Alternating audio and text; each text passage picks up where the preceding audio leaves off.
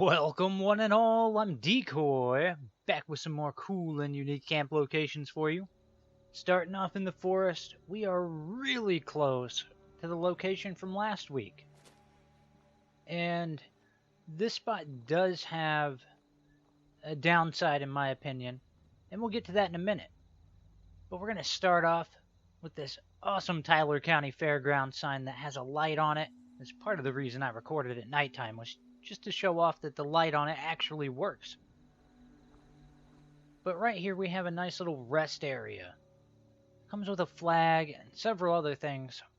But the key thing about this spot that I consider to be the bad thing about camping here is it is a random spawn location.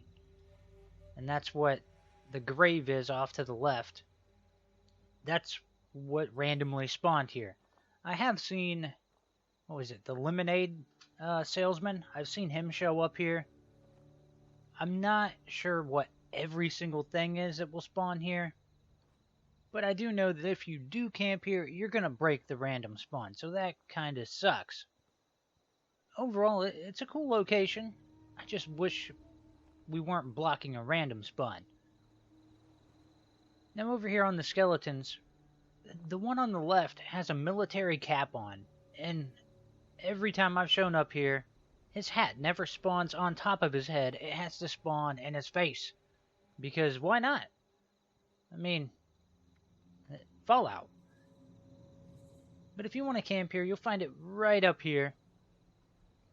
It really messes with me, because if you look at the map, it shows us off to the right side of the road, but it's off on the left side of the road. The roads definitely don't line up well on the map. But now let's head to Toxic Valley, to a location that I showed a long time ago in a resource video, and I'm finally getting back to showing it off.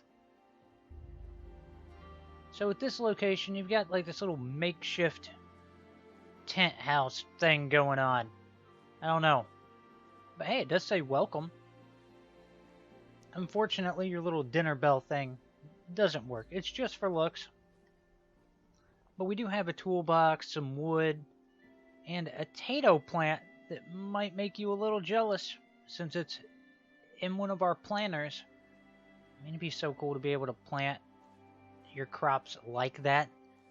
I'm a little jealous of it.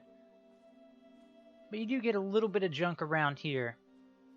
Now I'm going to show you, well, a floating coffee pot, because why not? But if we run off in this direction, there's a car over here with a little bit more junk for you to grab. Now, sadly, it looked like the car was just out of reach of getting it inside your camp and the other stuff. But I figured, yeah, I'm going to go ahead and show that junk down there. That way, if you are camping up here, you can just run over, grab whatever you want from time to time. Now, the resource here is an iron deposit. Iron's always handy. It's not the hardest thing to get.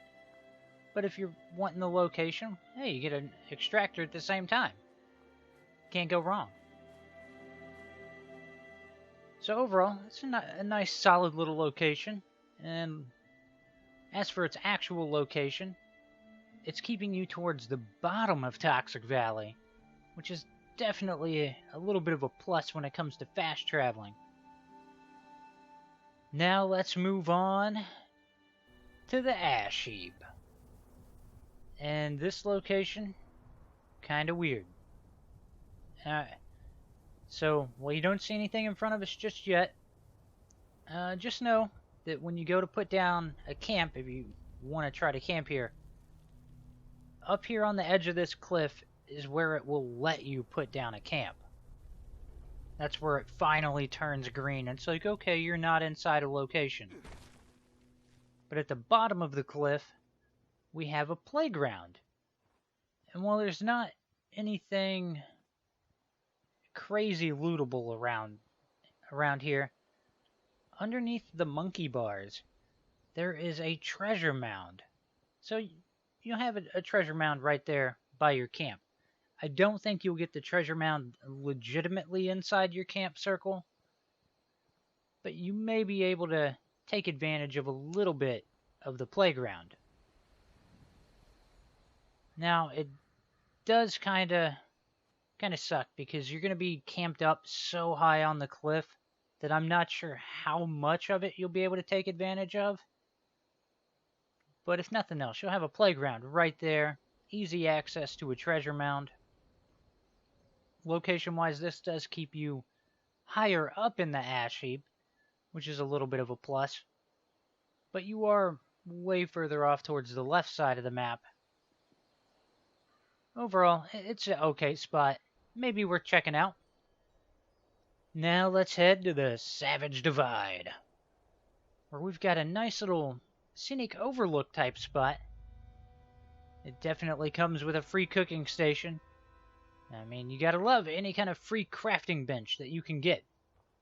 And down here in the dirt, you've got you a cooler. Get you some free food. Everybody loves free food. In fact, I could go for a little free food right now myself. So you got your cooking station.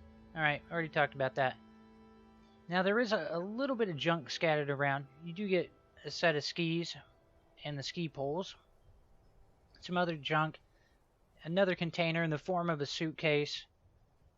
But you've got the scenic overlook spot where you've got some firecracker berries. You've got a sniper rifle / hunting rifle.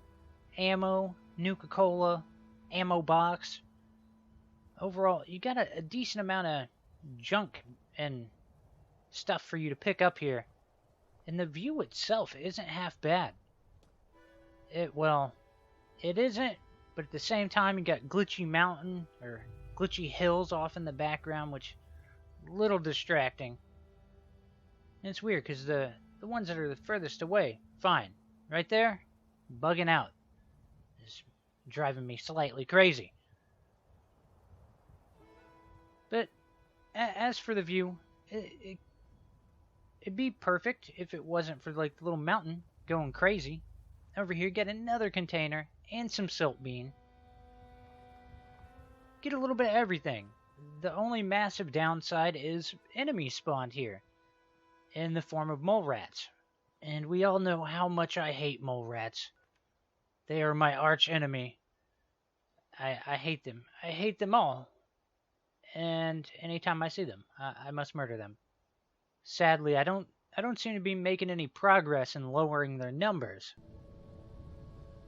Now to the mire. And this location, I love it, and I'm kind of disappointed by it at the same time. Mostly because, hey, there's a boat out on the water in the mire, which would make perfect sense. Except for the fact that now it's tilted over to the side.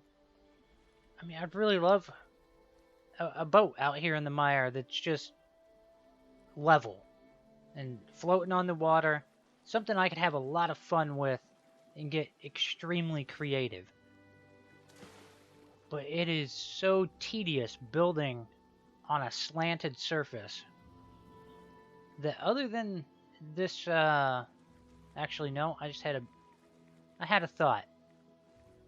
So, I think if I was dealing with this as a build spot, I might have my buildings in kind of a U shape around it, and then it builds up and over. Not like one solid house, but more like a little shanty town that revolves around the boat. I don't know. I don't know if anybody's following me on that. That's just my first thought when dealing with slanted boat. Now, if you want to check this spot out, you'll find it right up here. It does keep you relatively close to one of the random spawns that I like to check out, but not so close that you'll break it, which is always a plus.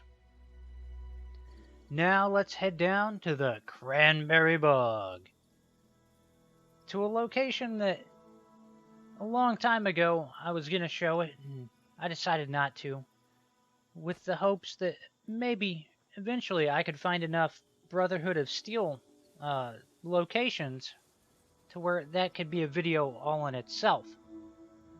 Unfortunately, the Brotherhood of Steel spots that you can camp at are so few and far between that this is really the only one that really stands out to me. And I mean, it is pretty cool. You got multiple little watchtowers. You got the area up here. Your most immediate downside is enemies spawn here. But you got a Brotherhood of Steel flag, which I'm extremely surprised we haven't seen one of those show up in the Atomic Shop. You figure, with all the Raider bundles we've done, we would have a Brotherhood of Steel bundle by now. But maybe that's something we get down the road. Now over here, you got Dead Body you can loot. Stealth Boy, Mod. Good stuff can spawn in this area. Now with the enemies spawning here, you may want to consider living under the bridge and blocking it off so they can't get in, but you can. That's just one route you can go. It does kind of bum me out that we don't have more Brotherhood camp locations. But if you want to camp here, you'll find it way over here between the antique store and Watoga. Overall, it's a fairly decent spot once you take out the enemies. That's going to wrap up this week. I'll be back next week with even more cool and unique camp locations. I hope you've enjoyed it. Please remember to like, sub, and share. Later.